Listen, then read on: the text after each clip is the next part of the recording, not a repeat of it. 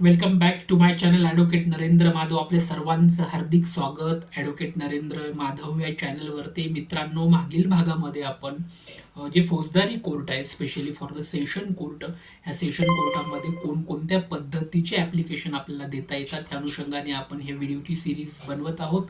मागील भागामध्ये आपण रेग्युलर बेल आणि अँटिसिपेटरी बेलच्या अनुषंगाने 2 ॲप्लिकेशन आपल्याला देता येतात. त्या दोन्ही ॲप्लिकेशनची आपण इन डिप्थ माहिती घेतली. आता common application file in the session court, specially for the criminal side, session कोर्टामध्ये फौजदारी जी संहिता आहे, फौजदारी संहितेच्या अंतर्गत ह्या पुढील कोणकोणत्या पद्धतीचे ॲप्लिकेशन आपल्याला फाईल करता येतात हे आपण बघणार आहोत. तत्पूर्वी आपल्या सगळ्यांना विनंती की आजपर्यंत चॅनलला लाईक केलं नसेल तर चॅनलला लाईक करा आणि सबस्क्राईब करा, कारण चॅनलला लाईक केल्यामुळे, सबस्क्राईब केल्यामुळे आम्हाला आमचं मनोबळ वाढतं आणि सुंदर सुंदर कायदेविषयक संपूर्ण घडामोडी आपल्यापर्यंत घेऊन येण्यासाठी आम्ही सक्षम असतो. त्यामुळे नक्कीच लाईक कराल आणि सबस्क्राईब कराल. चला मित्रांनो, आजच्या भागामध्ये आज आपण बघूयात की ॲप्लिकेशन ड्युरिंग द ट्रायल. आपण बघू शकतो की एकदा जर बेल झाली, जामीन झाल्यानंतर मग पुढील जो फौजदारी संहिताचा किंवा फौजदारी खटल्याचा जो प्रकार चालू होतो त्याला ट्रायल स्टेज असं म्हणतात. आणि ट्रायल स्टेजमध्ये नेमकं काय होतं तर application during the trial stage, की ट्रायल स्टेज चालू असताना त्या ट्रायल स्टेजच्या अंतर्गत आपल्याला कोणकोणत्या पद्धतीचे ॲप्लिकेशन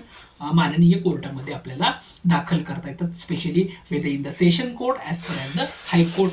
या दोन्हीमध्ये पण आपल्याला कशा पद्धतीने ट्रायल चालू असताना कोणकोणत्या पद्धतीचे, वेगवेगळ्या पद्धतीचे ॲप्लिकेशन आपल्याला फाईल करता येतात हे आता आपण बघणार आहोत. Specially from the first we will discuss about the discharge application. की डिस्चार्ज ॲप्लिकेशन आपण स्पेशली का म्हणतो, कारण ज्यावेळेला ट्रायल चालू असते त्यावेळेस ट्रायल चालू असताना डिस्चार्ज ॲप्लिकेशनचं जे काही वैशिष्ट्य आहे ते वैशिष्ट्य फार महत्त्वाचं आहे. कारण का, seeking a discharge of accused if a prima facie case not made out, ह्याचं जे ग्राउंड्स आहेत, आपण डिस्चार्ज ॲप्लिकेशन कोणत्या ग्राउंड्स खाली आपण फाईल करू शकतो, की ज्या वेळेला खटल्यामध्ये चार्जशीट बनत असताना किंवा seeking a discharge of accused if a prima facie case not made, की चार्जशीटच बनलेली नाहीये किंवा चार्जशीट बनायला वेळ लागत आहे आणि किंबहुना जर चार्जशीट बनली असेल तर त्यामध्ये डिस्चार्ज ॲप्लिकेशन काय करतो, if accused prima facie does not made, की प्रिमा फेसाईमध्ये जो काही आरोपी आहे त्या आरोपीचं संपूर्ण अशी जी काही त्याची गुन्ह्याची व्याप्ती आहे त्या गुन्ह्याच्या व्याप्तीमध्ये आरोपीचा जो रोल आहे, आरोपीचा जो सहभाग आहे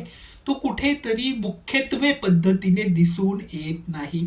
seeking a discharge of accused if a prima facie case not made out, किंवा प्रिमा केसच अजून तर बनली नसेल किंवा चार्जशीट बनवायला वेळ असेल बराचसा, तर चार्जशीट बनण्याच्या आधी सुद्धा आपण डिस्चार्ज ॲप्लिकेशन कोर्टासमोर फाईल करू शकतो. हे अत्यंत महत्त्वाचं या ठिकाणी आपण लक्षात घेतलं पाहिजे. त्यानंतर दुसरं प्रकारचं ॲप्लिकेशन आपल्याला बघायचं की ॲप्लिकेशन फॉर क्वॅशिंग ऑफ FIR. की क्वॅशिंग ॲप्लिकेशनमध्ये क्वॅशिंग ऑफ FIR आपण कसं की बनतो की through more commonly before the high court, की ऑनरेबल हायकोर्टमध्ये आपल्याला FIR क्वॅश करण्यासाठी ॲप्लिकेशन्स आपल्याला फाईल करता येतात. या आधीच्या एका व्हिडिओमध्ये पण आपण how to quash FIR before the honourable हायकोर्टच्या संदर्भामध्ये व्हिडिओ बघितलेले आहेत.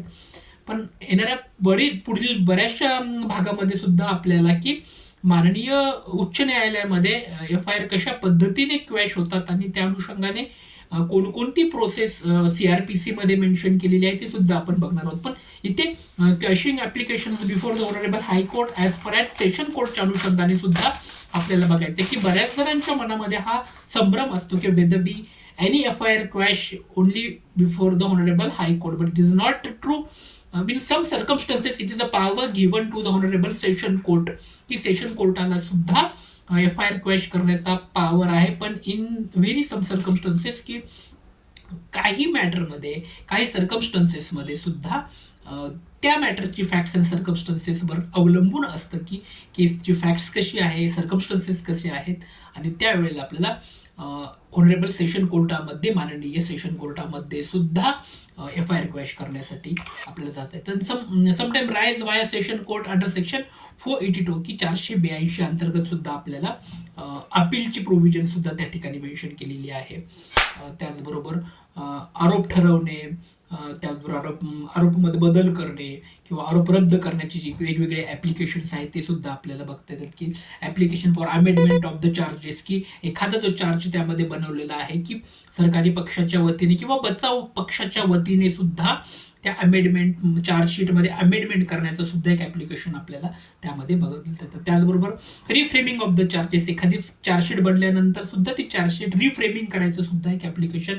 It is a power given to the prosecution as per as a defence lawyer, की सरकारी पक्षाला सुद्धा तो पॉवर आहे. त्याचबरोबर जो बचाव पक्ष आहे त्या बचाव पक्षाला सुद्धा हे दोन्ही ॲप्लिकेशन करता येतात. बऱ्याच जणांना वाटतं की application for amendment of charges किंवा application for reframing of the चार्जेसचे जे काही ॲप्लिकेशन आहे ते बऱ्याच वेळेस only for the prosecution file करत असतील, पण तसं नाही.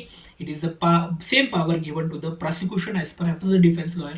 म्हणजे बचाव पक्षालाही तो अधिकार आहे की चार्जशीटमध्ये रिफ्रेमिंग करण्याचा, चार्ज फ्रेमिंग करण्याचा सुद्धा त्याला हा पॉवर आहे. पण तो हे जे आपण बघत आहोत नाही, it depend on the facts and circumstances, की तशीच जी केसची फॅक्ट्स आणि सर्कमस्टन्सेस गुंतागुंतीची असेल तर त्याच वेळेला हे बचाव पक्षाला रिफ्रेमिंग चार्जेस करता येतात किंवा अमेंडमेंट ऑफ द चार्जेस सुद्धा ॲप्लिकेशन आपल्याला त्या ठिकाणी देता येतं.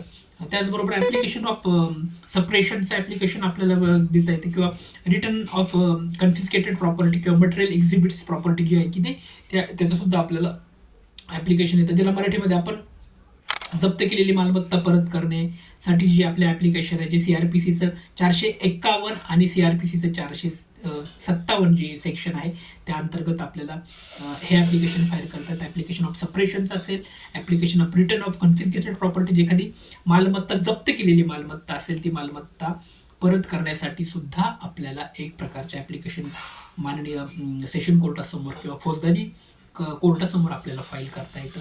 हे जे ॲप्लिकेशन आहेत, ॲप्लिकेशन फॉर सपरेशन किंवा application of return of the confiscated property, हे जे आहेत किंवा ह्याला एक आपण जसं बघतो की जो एखादी प्रॉपर्टी जप्त केल्यानंतर पोलीस त्या प्रॉपर्टीला एक एक्झिबिट लावतात, की आपण जसं की सिव्हिल जे मॅटर असतात ज्यांना आपण दिवाणी दाव्यामध्ये एखाद्या त्याला आपण विटनेस म्हणतो किंवा एखाद्या कागदाला एक्झिबिट नंबर पडत असतात, तसे इथे क्रिमिनल किंवा फौजदारी कोर्टामध्ये सुद्धा एक्झिबिट पडत असतात. एक्झिबिट त्या ज्या कागदाला जो काही एक्झिबिट द्यायचा तो संपूर्ण अधिकार संबंधित कोर्टाला किंवा त्या जो क्लिरिकल स्टॉप आहे तो त्या ठिकाणी देतील, किंवा मग बऱ्याच वेळेस सरकारी पक्ष ते एक्झिबिट नंबर त्या ठिकाणी देण्याचं काम करत असतं. परंतु स्पेशली फॉर मालमत्ता जर जप्त झालेली असेल, एखादी चोरीचा माल जप्त झाला असेल तर चोरीचा माल सोडून घेण्यासाठी त्या प्रत्येक चोरीच्या प्रॉपर्टीला एक एक्झिबिट नंबर त्या ठिकाणी पडलेला आपल्याला बघायला मिळतो.